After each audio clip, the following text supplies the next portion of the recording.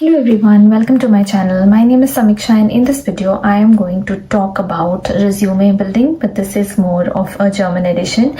So two column formats are more popular here because most companies use an automated system which is called as the ATS, that is the applicant tracking system.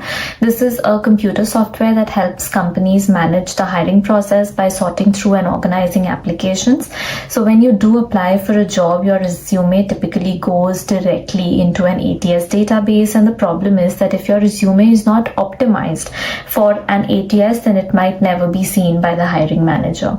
So the reasons could be that your resume is not formatted correctly and the ATS cannot read it at all, or your resume does not contain the keywords that a hiring manager is looking for.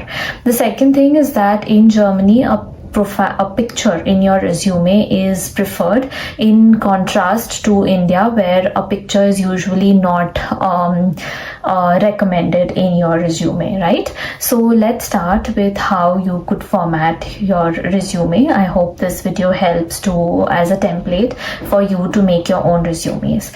So first thing is that let the heading of the document be your name, your first name and your last name. Next, we will have two columns, right? So let's start with column on the right, where you could put your passport sized photograph. Now this photograph should be professional, not too formal. You can smile, appear comfortable, look happy and relaxed. It gives a first impression of you to the interviewer. And then you could put some personal details. These personal details can include your date of birth, your place of birth, your address, so the country and the city that you live in. Usually in Germany there is a certain format for the address which is followed. Be sure that you are adhering to the format, because it's usually the street name followed by the house number, then the pin code, then the name of the city, and then the name of the country. So be sure, because if you do it in a different way, if you write the house number before the street name, then it can sort of immediately pop up to the interviewer that this is something incorrectly written. So try to do it in the right way. Then you can put your contact details. So start with your phone number. Make sure that if you're applying for a job position in Germany, then you put your German number and not, for example, your Indian number. Okay, this is common sense that you put the number of the country where you are applying. Then you put your professional email address. Professional meaning that it's not the ones like we used to make when we were children, right? Like it contains the name of the cricketer, your email address, or it's something like crazy cat or nothing like this is not acceptable. So keep it simple, like Samiksha Sharma and your name, or @gmail.com, or just put a number or two. That's okay, but don't put very quirky email addresses in your resume. Then you put your LinkedIn URL, so you can put the link to your LinkedIn profile. This is very important. Make sure that the link is usable, that when you click on it, you directly go to your profile. Double check it. This is everything on the right. Then let's come again on the left hand side, where you could put first your introduction section. You should first describe yourself with 3 adjectives. Put your academic experience in 1 line, followed by your technical experience. If you worked somewhere, what are the skills that you gained there? Then your top soft skills, and then followed by 1 achievement, award or scholarship. So this should be a 4 to 5 lined introduction in the starting. Okay, then this should be followed by your academic experience. So we will start with date on the left, and with the name of the program, the name of the university, the city and the country, followed by the final grade. Now for example, I am putting my examples, you can see. So you are format of month and year. This is something which is readable by the software. Then you write the name of the program. So for example, a Master of Science program, in what stream. So you did it, for example, I did it in nutrition and biomedicine from the Technical University of Munich, Germany. And then the final grade, so 1.5 in the German grading system. You can feel free to use the grade that is used by your university, right? After you put your education qualification, obviously if you have done your master, you should also put your bachelor. And So bachelor and master degree is enough. If you've not done a master degree, the bachelor degree is enough. Okay, you do not have to put high school, school, and all of these things. This much is enough. So graduate and postgraduate degree is something that you should put in your educational sections, followed by academic projects. So you must have done some final year project. This is the section where you should put what is the project that you worked on, where you worked on, what was your position there, which department, and so on. The format should be the same in all the sections that you're writing. Okay, so in the academic project section, you can see that I have put again the similar date format, a master thesis student at a metabolic programming department at the chair of metabolic programming, Technical University of Munich, Germany. And then I wrote the topic in a very short one line. Okay, what are the techniques that I used and what did I do? So you have to just write your title of your project. Okay, there has to be something to discuss also in the interview. You do not have to mention everything that you did in the project. Then we talk about the work experience. So you can here put your full-time work experience if you have had something before. So wherever you worked full-time, you can put the name of the company, the role that you did, the city and the country where you worked, and what was your job description, what did you actually do.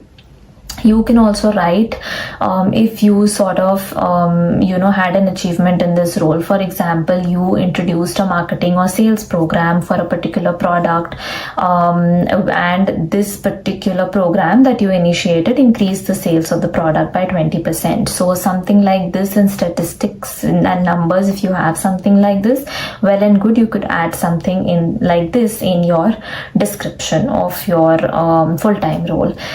On the left here, you see skills. Skills is also a section that you should add. What are these skills that you could add? It depends on the role that you're applying. Obviously, if you are a lab-based role, then you can apply. You can put skills of literature research. You can put scientific writing, the tools that you know how to use, the tools that you know, and what is your level of that skill. Is it excellent? Is it good? Is it very good? These are formats that the software can read, but also look very crisp and nice in your resume. You could also add, if you're a computer science student, you know better than me, then you could add your softwares. You can add, for example, C++, if you know Java, if you know SQL, then you could list these. These should be relevant to your job, but also highlight your top skills in this section. Obviously they should be relevant to the job that you are applying. So depending if you're applying for a lab-based job or a corporate job, go through the job description of the position so that you know what also the hiring manager is looking for, and that you matched with those skills and you highlight those skills in your resume. Okay, the ATS also looks for these sort of things. It looks for keywords from the job description to match with your resume, and if they match, then definitely your resume is read by the hiring manager. It passes the ATS system. Here I would like to add that sometimes it may happen that you apply for a job position and they are using ATS for shortlisting of you get your rejection just the next day. That means that your resume is not ATS compatible, and so it didn't pass the screening only, and the next day itself in the morning and you have received a rejection. This gives you an indication that you need to change your resume in some way. Okay, in the working experience section, we come to the next part, which is basically your internship experience. If you are an entry level, you're starting your job, your career, and you do not have a full-time experience, you can always mention your internships that you did. Again, similar format, you put your dates that to and from when you did the internship, you put the position, where you did it, the city and the country, and in short, what you did in the internship. You can put any voluntary work that you did, of course. You could put any blog writing experiences, social media marketing, or if you have a YouTube channel or if you have a blog of your own, you can always mention these sort of things. Apart from this, I think about blog writing experience, I wanted to say that if you would like to put the link of the website where you wrote the blog for example, I did so, then you could also do that, so that the interviewer also gets, a reference key. Is pe click karke they can see if you have a blog of your own. Okay, so you can do something like this. It's not a problem. discussed with me was, should I put, I worked in a grocery store or I worked in a coffee shop at the cash counter, should I put this in my resume? My personal opinion is that yes, you should put something like this also in your resume, because you can put a different section for this, and you can put your part-time experience, and you can put these sort of things, because in my opinion, every job that you do, there are skills that you learn from that job. For example, you worked in a grocery store at the cash counter, shows that it is an evidence of your language skills. For example, if you worked in Germany, or it's an evidence of you learning some technical computer skills. I would like to see something like this. It shows that you took steps to financially support and secure yourself, and there is no job that is big or small, right? You learn some or the other skill at every job, and there is no harm on putting part-time work experiences of grocery stores or coffee shops. Now you don't have to list 10 of them. You could put one of them in your resume and highlight the key skills that you learned there.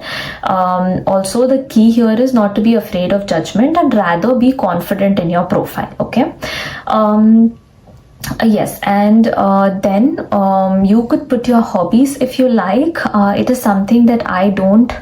It's up to you. Okay, it's a lot of people add this section. You can add a few hobbies, because if you like, it is up to you. But for me, I did not include it because I wanted to talk about something new. Also, keep something for the interview. So I skipped this section. It is feel free to put your hobbies if you like to. Then you could put your awards and extracurricular achievements. Here, putting the year is enough. Putting the achievement, what did you achieve? Did you achieve a certificate of merit, or you won a championship, a sports championship, for example? So this is the section for that.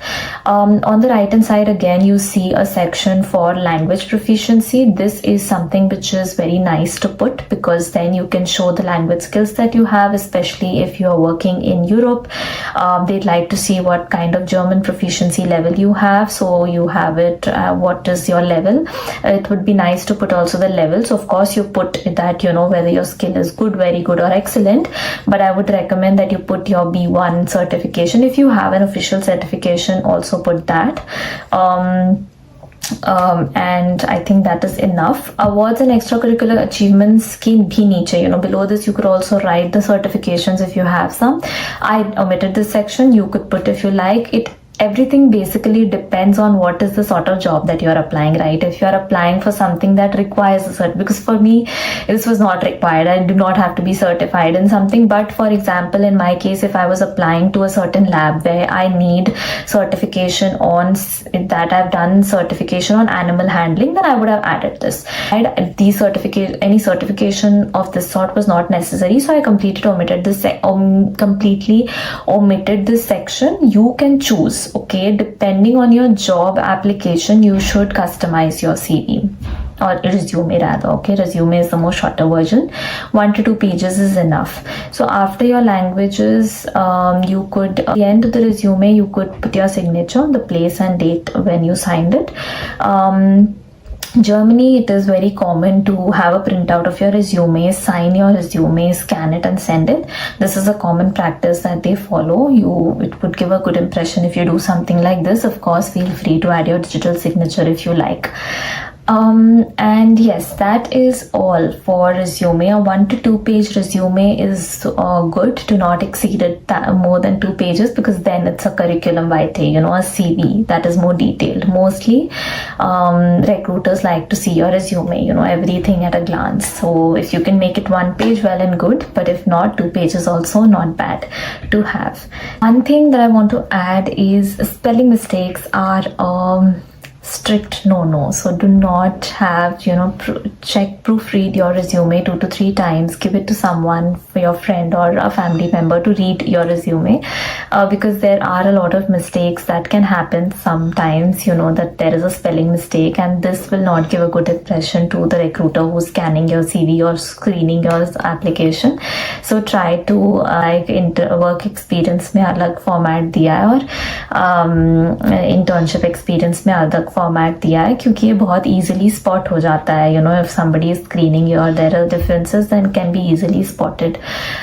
So that's all for today's video. If you watched so far, thank you so much for watching. If you find this helpful, please press the like button, like, share and subscribe, and press the bell icon to be notified for my next video. Until then, see you there. Until then, bye and take care.